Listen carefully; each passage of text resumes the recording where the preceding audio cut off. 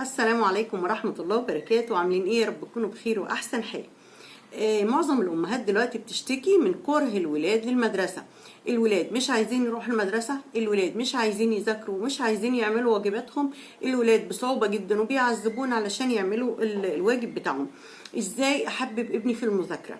ازاي اخليه هو اللي يجيب كراساته ويقعد ويعمل واجباته ويذاكر لوحده؟ ده وصلت لدرجة ان في ولاد كمان مش عايزين يروحوا المدرسة اساسا. خلاص ما عادوش عايزين يروحوا المدرسة، يقوموا يروحوا المدرسة بالعذاب. طبعا قبل كده كان معروف ان احنا الولاد يعني احب ايام حياتهم هي المدرسة، بيروحوا ويتقابلوا مع اصحابهم ويتقابلوا مع المعلمين بتوعهم وبيروحوا بحب. ليه الولاد بقوا يكرهوا المدرسة؟ ليه الولاد بقوا يكرهوا المذاكرة نفسها؟ مش عايزين يذاكروا خالص، بيتهربوا من المذاكرة بأي وسيلة، ويروحوا المدرسة مش عاملين واجباتهم، يروحوا الدروس مش عاملين واجباتهم. طيب هي ايه المشكلة اللي حصلت؟ طبعا في نوعين من الأطفال. في أطفال اتعودت من البداية على الاستهتار في المذاكرة. يعني ايه؟ يعني الام او البيت عموما ما كانش محسس الطفل بالجدية في موضوع المذاكرة. كان من البداية ومن وهو طفل وبدأ يروح المدرسة عادي، ذاكرت ما ذاكرتش ما ذاكرتش، يعمل واجب مرة يروح مش عامله ما هيش مشكلة. فبدأت الموضوع يكبر معاه ونبدأ ان احنا نتضايق ونزعل لما يوصلوا لمرحلة صعبة، اولى ابتدائي تانية ابتدائي تالتة ابتدائي واكبر، وبدأوا واجب تقيل عليهم. ما احنا اللي من الاول ما عودناهمش على الالتزام في المذاكرة من اول الكيجي، من اول كيجي 1. لازم اعوده ان ابني يبقى عارف ان ما ينفعش يروح مدرسته وهو مش عامل الواجب بتاعه، ما ينفعش يروح للمدرسة بتاعته وهو مش عامل الواجب بتاعه من اول كيجي 1 وكيجي 2. لو حطينا الاسس دي وان المذاكرة دي زي الاكل والشرب بالظبط مش هنتعب لما يكبروا. طيب ايه تاني؟ في نوع تاني من الأطفال بيبقى كره المذاكرة وكره المدرسة من كتر المقارنات اللي بتحصل. يروح المدرسة الميس تقارنه بزميله اللي جاب 10/10 وهو ما جابش 10/10. يرجع البيت مامته تزعل، انت ازاي جبت 6/10 وما جبتش 10/10 زي فلان او زي صاحبك؟ ده الجروب في الفصل الولاد كلهم جايبين 10/10 ما عدا انت. طيب هيبدأ الطفل يحس بالفشل، يحس ان هو لا عارف يرضي المدرسة بتاعته ولا عارف يرضي مامته وباباه. الطفل فطريا بيتولد بفطرة طبيعية كده ان هو بيبقى قدام ماما وبابا عايز دايما يبقى الأحسن، عايز يبقى دايما مامته وبابا شايفينه اشطر واحد، عايز دايما يفرحهم ويرضيهم. دي فطرة عند كل الأطفال. طب انا بروح المدرسة وبرجع مش برضيهم، بروح الدرس وبرجع مش برضيهم، يبقى انا لا عايز مدرسة ولا عايز درس. يبقى اول حاجه هنبعد عنها المقارنات بيننا وبين اصحابنا. صاحبك جاب، صاحبتك جابت، انت ما جبتش ليه الدرجه دي؟ هي جابت درجه احسن منك ليه؟ في البيت احنا ما نعملش كده ابدا. وكمان في المدرسه لو المدرسه بتميز الولاد مثلا بزياده، اللي هم مثلا اتملوا جابوا 10/10 وجابوا مش عارف ايه، والتانيين ما بتشجعهمش اللي هم الضعاف، يبقى لازم نتكلم مع المدرسه.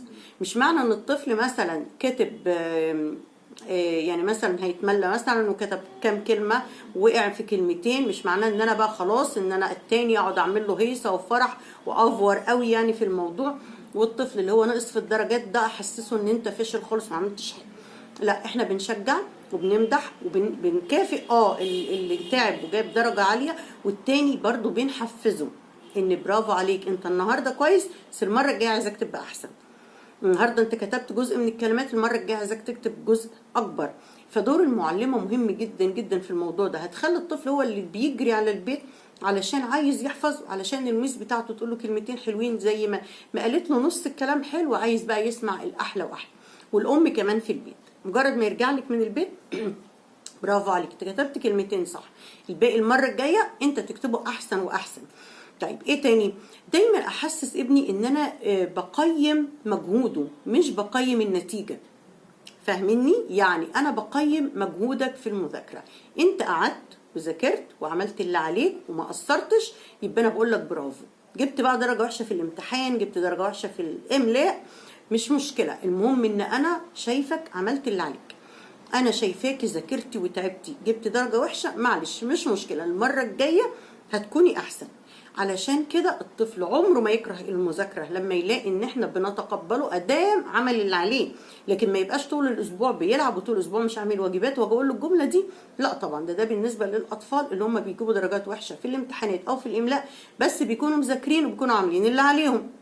طيب ليه الطفل دايما بيهرب للعب ومش عايز المذاكره؟ لان اللعب ما فيهوش تقييمات، ما فيهوش مقارنات.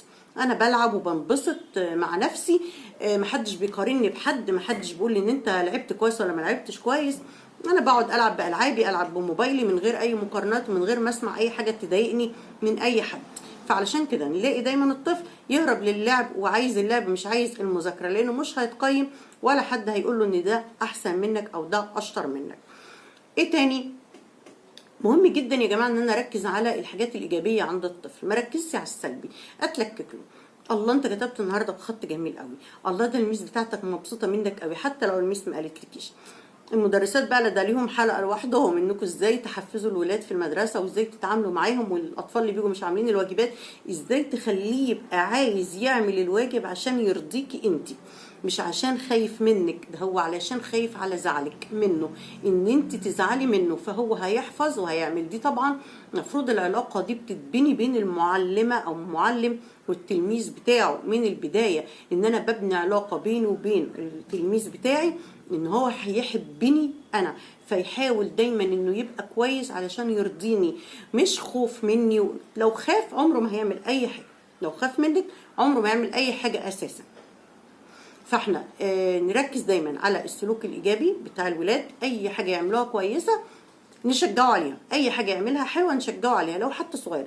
زي ما بمدح، زي ما بقعد اشكي اشكي اشكي منه، لو عمل حاجه كويسه يعني امدحه برضو. يعني انا عجبتني عليه امر جدا جدا جدا، كانت جايالي كانت بنتها لسه جايه في الاول وضعيفه، فكانت كل شويه يا ميس دي مش كويسه، دي لسه مش كويسه، دي مش بتسمع الكلام، دي مش بتذاكر، ده كل ما اقول نعمل واجبات تقعد تتحجج باي حجه. كل ما تجيب البنت تقعد تقول نفس الجمل دي بالظبط، دي مش كويسه، دي مش كويسه، مش كويس، وانا اسمع واحاول اقاوم البنت ونحاول نصلح الدنيا. جت في مره لقيتها وهي جايبها لي، ميس انا مبسوطه منها جدا النهارده، دي عملت الواجب كله وعملت كذا وحفظت ومستعديه وعامله كل اللي عليها وانا مبسوطه منها قوي. انا قلت للام برافو قبل ما اقول للبنت برافو. ليه؟ لان هي الام هنا اتصرفت صح، ان انت لما اول ما لقيتيها التزمت في حاجه انت على طول على طول ذكرت الحاجه دي وقلتيها قدام البنت، فالبنت سمعت وعرفت ان انا زي ما ماما بتشكي مني، زي ما هي برضو ايه. معلش انا هظبط الموبايل وانا معاكم كده. زي ما ماما اشتكت مني للميس بتاعتي والميس زعلانه مني، ماما فرحت الميس وقالت لها ان انا كويسه وقالت لها ان انا شاطره، فساعتها حييت الام جدا جدا، ومن ساعتها والله البنت على طول ملتزمه وعلى طول كويس. طيب ايه تاني؟ ان احنا دايما نفكر الطفل كان ايه وبقى ايه، دي نقطة مهمة قوي قوي قوي. فاكر لما كنت لسه مش حافظ الحروف؟ فاكر كنت مش بتعرف تتملها؟ شوف دلوقتي انت بقيت احسن ازاي، شوف دلوقتي بقيت احسن بكتير ازاي، علشان ذاكرت وعشان تعبت وعشان سمعت كلامي وسمعت كلام الميس بتاعتك. شايف في الاول كنتش بتعرف تكتب بخط حلو خالص، شايف دلوقتي خطك بيكون حلو ازاي، شايف خطك بقى احسن من الاول ازاي، برافو عليك، انا مبسوطة منك جدا. واديله دايما مكافئات معنويه وماديه، يعني ما نخليش المكافئات فلوس على طول او انزل هات حاجه حلوه او اشتري لك حاجه، لا، مكافاه ماديه، حضن، بوسه، انك تشكري فيه قدام باباه، انك تقولي له كويس وتقولي له برافو وتقولي قدام اخواته وتقولي قدام الميس بتاعته. يبقى مثلا ان يعني انك تشكري فيه وتحسسيه ان هو فعلا عمل حاجه، ان هو يعني فعلا انت كنت ايه وبقيت ايه. في الحاله دي الطفل ايه اللي بيحصل له؟ الطفل بيوصل ان هو مرحله ينافس نفسه ان انا عايز ابقى احسن واحسن واحسن، انما ما قارنوش بحد من زمايله، ما قارنوش باخته او اخوه، لا، انا بخليه هو يوصل لمرحله ان هو عايز ينافس نفسه انه كان ايه وهيبقى ايه، وتوري له كراسته في الاول. شايف؟ تعال نشوف خطنا في الاول عامل ازاي. انا بعمل كده مع الولاد، شايف خطنا بقى كان عامل ازاي؟ يا نهار ابيض، ده احنا خطنا بقى اجمل بكتير. ليه؟ علشان انت تعبت وذاكرت وركزت. تمام. لو المشكله في المدرسه والولاد بيكرهوا المدرسه، لا، احنا نتكلم مع المدرسين بتوعنا. المناهج بقت عبء جامد جدا على الولاد، المناهج بقت صعبه جدا بالنسبه لمناهجنا هنا في مصر، معرفش بقيه الدول الثانيه انتم ايه الاخبار، لكن المناهج فعلا بقت تقيله على الولاد وكبيره على اعمارهم، فطبعا ده بيعمل ضغط على الولاد جامد جدا. فاحنا مثلا لو المدرسه عاطيه كم كلمات كبير قوي ان احنا نحفظه، ممكن تتواصلي مع المدرسه بطريقه ظريفه كده: معلش يا مس انا عايزه اشجعه، انا عايزه بس ابدا معاه واحده بواحده، انا هحفظه 5 كلمات بس وهقول لك عليهم، دول اللي تملهم له بعد اذنك، وباسلوب كويس. وهي لو مدرسه كويسه هتتجاوب معاكي وهتنفذ اللي انت عايزاه، وكده بتحفزي الطفل. المره دي حفظ 5، المره الجايه 7، المره الجايه 10، وبالتدريج. فانت لازم يكون في تواصل بينك وبين معلمه ولادك، وتواصل باسلوب كويس وباسلوب راقي وباسلوب مهذب، هيخليها تتقبل منك اي حاجه انت عايزه تقوليها. يبقى اتفقنا ان احنا الطفل اللي هو المستهتر ده ما تعودش من الصغر ان هو المذاكره دي لها اهميتها ولها يعني حاجه مقدسه زي الاكل والشرب بالظبط، وحاجه مهمه لازم اعملها. والطفل قلت لكم بيكره ليه؟ علشان احنا بنقارنه باصحابه. بلاش موضوع المقارنات بينه وبين اصحابه ولا بينه وبين اخواته. تاني حاجه احسس الطفل ان انا بشكر وبمدح وبقيم مجهودك، مش بقيم النتيجه بتاعه المجهود. بعد كده نركز على نقاط القوه ونحفزها قوي ونشجعه قوي قوي قوي عليها. كمان ان احنا بنفكره بانجازاته كلها، بنعرفه انت كنت ايه وبقيت ايه، كنتش عارف وبقيت عارف، وهفهمه ان مخنا ده من كتر التكرار بيتعلم، ومن كتر التكرار بيفهم، ومن كتر التكرار بيحفظ. مش موضوع ان انا ما حفظتش مره يبقى انا كده فاشل وان انا كده مش كويس، لا. حاجه مهمه قوي، ما استخدمش الكلمات السلبيه ابدا في وصف ابني، او ان انا اقول له مثلا عايزه اقول له ايه انت مش كويس النهارده، اقولها له ازاي؟ انت مش كويس، ما قلتلوش انت وحش، ما قلتلوش انت فاشل، لا. العقل دايما بياخد الكلمه الاخيره ويبني عليها. انت فاشل خلاص هياخد فاشل، لكن انت مش شاطر، مش شاطر، يا رب تفهموا النقطه دي مهمه جدا. انت مش شاطر، يبقى العقل يسمع كلمه شاطر، يبقى ان شاء الله هيشتغل على انه يبقى شاطر.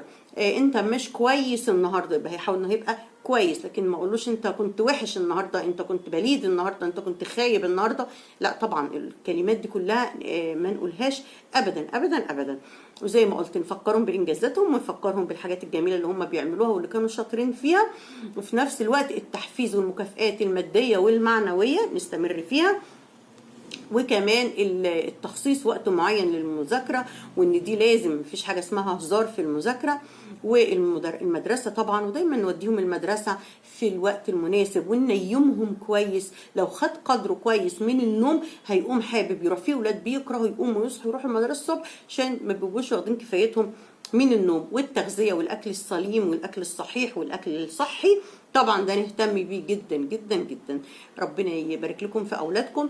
وزي ما بقول لكم اللي بيتبني من بدايه صح بيطلع صح، واللي بيبقى فيه اخطاء من الاول بيطلع عليه اخطاء من الاول. الطفل الحلو علشان الاساس كان حلو، والطفل اللي عنده مشاكل في سلوكيات عشان كان في البدايه حاجه في السلوكيات او في حاجه في التصرف كانت غلط. كل حاجه ملحوقه وكل حاجه بتتلحق تتظبط مع الولاد ان شاء الله باذن الله تشوفوهم احسن ما بتتمنوا. والسلام عليكم ورحمه الله وبركاته.